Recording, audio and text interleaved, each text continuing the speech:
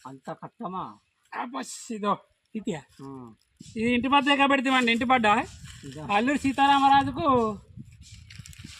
బాణాలతో పెడతారు కదా. ఇది ఇది మిట్ట అంటారు. దీనికి మిట్ట. దీనికి ఇలా పెడుతురు, పిందిరం అంటారు. దీనికి ఇలా పెట్టి సెంటర్ చేసి దీని ఇలా పెట్టి గురి పెట్టి ఇలా లాగుతారు అనమాట. నువ్వు ఎంత గట్టి రాదే అంత గట్టిగా పైకి వెళ్ళిపోద్ది. ఇలా లాగేసి ఒక్కసారిగా వదిలేయాలన్నమాట, వెళ్ళిపోద్ది. దీనికి ఇంటి పడ్డ అంటాం మేము, ఇంటి పద్ద. దీనివల్ల ఇలాగా పెట్టి వేట అయిపోయాక ఇలా తీసి వదిలేయాలి.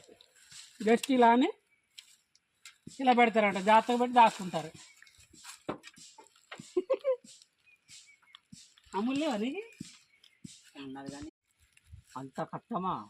బస్ ఇదో ఇతియా ఆ, ఇది ఇంటి పద్ద పెడతామండి. ఇంటి పడ్డ ఇదా. అల్లూరి సీతారామరాజుకు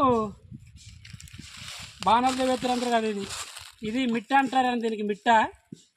దీనికి ఇలా పెడుతురు, పిందిరం అంటారు. దీనికి ఇలా పెట్టి సెంటర్ చేసి దీని ఇలా పెట్టి గురి పెట్టి ఇలా లాగుతారు అనమాట.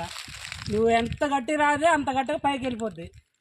ఇలా లాగేసి ఒక్కసారిగా వదిలేయాలన్నమాట, వెళ్ళిపోద్ది. దీనికి ఇంటి పడ్డ అంటాం మేము, ఇంటి పద్ద.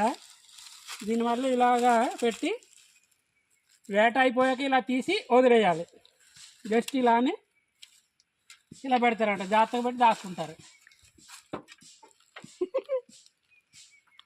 అమూల్యం అది ఉన్నది కానీ